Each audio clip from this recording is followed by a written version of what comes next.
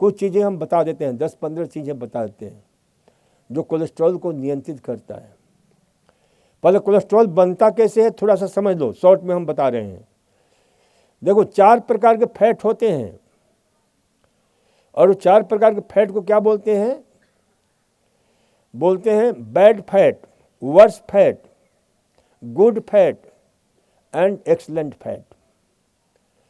तो जो verse fat होता है, जो बैड फैट होता है, वो क्या होता है? Worse fat.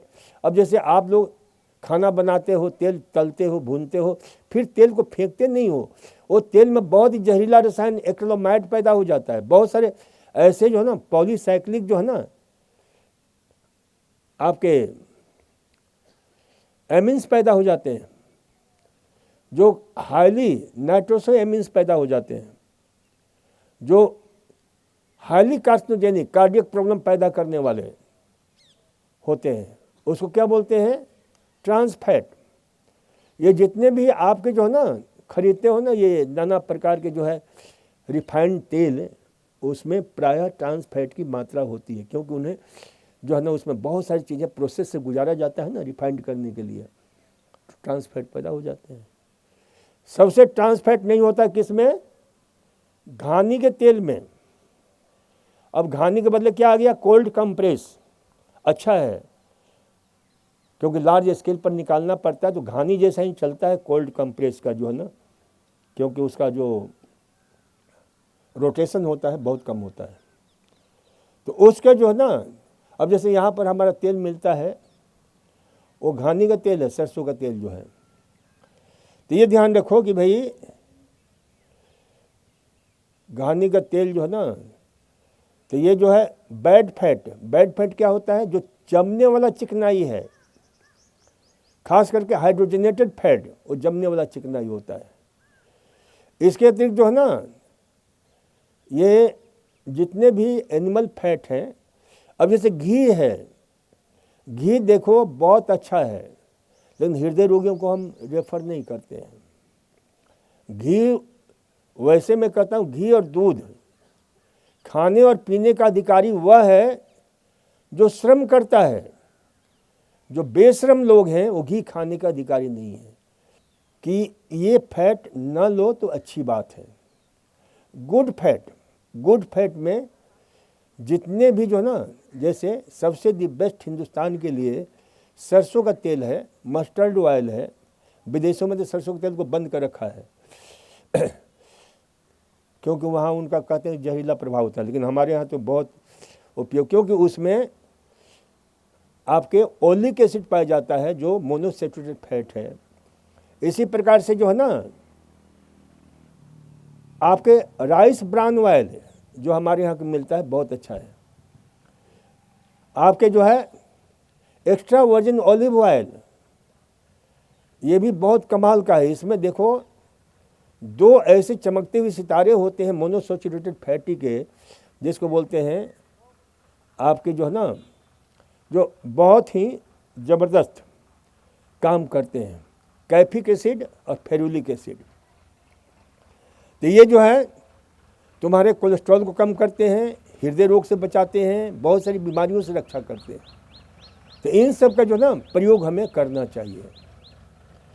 उसी प्रकार से जो है, अच्छा इसमें एक और भी बड़ा शानदार तत्व होता है एक्स्ट्रा वर्जिन ऑलिव ऑयल में, ओलियोकेंथल, जो आपकी याददाश्त को सही रखता है। क्योंकि दिमाग का बहुत सारे जो सेल्स होते हैं उनमें, यानी ये समझ लो कि 60-70% अच्छी किस्म की फैट की जरूरत पड़ती है उन सेल्स को निर्माण में, जो न्यूरॉन्स हैं, जो फाइबर्स हैं, नर्व फाइबर्स हैं। तो ये ध्यान रखो कि भाई उनका जो है ना प्रयोग हमें अच्छी क्वालिटी का करना चाहिए, गुड क्वालिटी।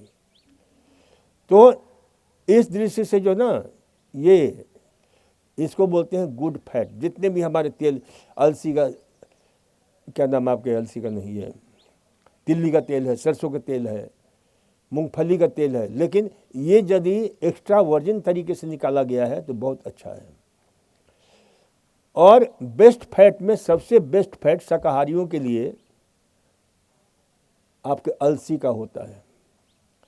और अलसी का तेल भी यदि एक्स्ट्रा वर्जिन निकाला गया हो तो ज़्यादा अच्छा रहता है, क्योंकि उसमें जो यहाँ मिलता है हमारे यहाँ ALA होता है, जिसको बोलते हैं ओमेगा 3 फैटी एसिड। उसकी सबसे बड़ी खासियत ये है कि कैंसर तक से हमारी रक्षा करता है, आपके कोलेस्ट्रॉल को कंट्रोल कर देता है, ट्राइग्लिसराइड्स को कम करता है, हृदय के लिए अमृत है। जो लोग कोलेस्ट्रॉल को जो है ना कम करना चाहते हैं, ब्लड केमिस्ट्री को सही रखना चाहते हैं, लिपिड प्रोफाइल को, उनको क्या करना चाहिए? तो उनको जो है ना अलसी, ना मान लो तेल नहीं मिलता है तो अलसी का पाउडर खाया करो। और कितना खाया करो? कम से कम 40 से 50 ग्राम तक, 1-2 चम्मच नहीं, मिनिमम 40 ग्राम खाना चाहिए। और तो उससे जो है ना कोलेस्ट्रॉल आपका बहुत अच्छे ढंग से नियंत्रित हो जाता है। इसी प्रकार से जितने भी, अब देखो मैं आप लोगों को एग्जाम्पल देता हूँ कि होटलों में जाते हो, खाना खाते हो, तो होटल वाला बैरा अंत में क्या करता है? एक कटोरा लाता है और कटोरे में नींबू और पानी होता है, हाथ डालते हो सारा फैट निकल जाता है। तो वैसे ही ये कोलेस्ट्रॉल, लिपिड प्रोफाइल, जो ट्राइग्लिसराइड्स है, चाहे जो है LDL है, चाहे VLDL है, चाहे इन सब का जो है प्रोडक्ट काहे कहिए, ये सारे प्रोडक्ट हैं किसके? आपके फैट के। गलत फैट खाया है तो उस फैट को नियंत्रित करने के लिए क्या करना है कि नींबू पानी पीना है, संतरे का रस पीना है। आपके जो है जो कोलेस्ट्रॉल को कम करता है, कोलेस्ट्रॉल को कम ही नहीं करता है, बल्कि आपके अनार का रस तो खून की नलियों को फैला देता है, क्योंकि उसमें नाइट्रेट बहुत ज़बरदस्त होता है, वो नाइट्रेट तो ये जा कर के जो हमारे खून की नलियों के अंदर एंडोथेलियल सेल्स होते हैं उसको फैलाता है, जिससे खून का प्रवाह अच्छी तरह से होने लगता है। तो इस प्रकार से जो ना ये आपके जो ना, और चकोतरे का रस बहुत अच्छा रहता है। और जो दिल्ली वगैरह बम्बे रहते हैं तो अब यहाँ पर भी एक विशेष प्रकार का फल मिलने लगा है जिसको बोलते हैं ग्रेप फ्रूट। ग्रेप फ्रूट जो है ना कमाल का काम करता है, क्योंकि वो जो कोलेस्ट्रॉल जहाँ बनता है ना उसी को जो है कंट्रोल कर देता है, नियंत्रित करता है। और कोलेस्ट्रॉल बनता कहाँ पर है? तो 95% से लेकर 97% कोलेस्ट्रॉल हमारे लीवर में बनता है। तो लीवर के लिए अमृत तुल्य होता है, क्योंकि उसमें नारिंजिन और नारिंजेनिन 2 ऐसे महान तत्व पाए जाते हैं। इसके और भी बहुत सारी चीज़ें होती हैं, हेस्पेरिटिन होता है, बहुत सारी चीज़ें होती हैं जो लीवर के लिए अमृत तुल्य है। लीवर के जितने भी बीमारी वाले रोग हैं ना तो इसको जरूर लेना चाहिए। मौसमी का रस, संतरे का रस, चकोतरे का रस और ग्रेप फ्रूट मिल जाए तो उसका कोई, इसलिए ग्रेप फ्रूट का चाचा मैं बोलता हूँ, अंकल कौन है? आपके चकोतरा, जो बड़ा सा नींबू होता है, अंदर से लाल निकलता है, जो बिहार वगैरह में उधर जो छठ पूजा करते हैं तो उसमें उसका उपयोग करते हैं काफ़ी अच्छी तरह से। तो ये सारी चीज़ें जो है ना प्रयोग करो। और खाना खाने के बाद नींबू पानी, महिलाएं सुन लो कान खोल करके, बहुत इंपॉर्टेंट बात बताने जा रहा हूँ कि खाना खाने के बाद में नींबू पानी अवश्य पिया करो। उससे क्या होगा?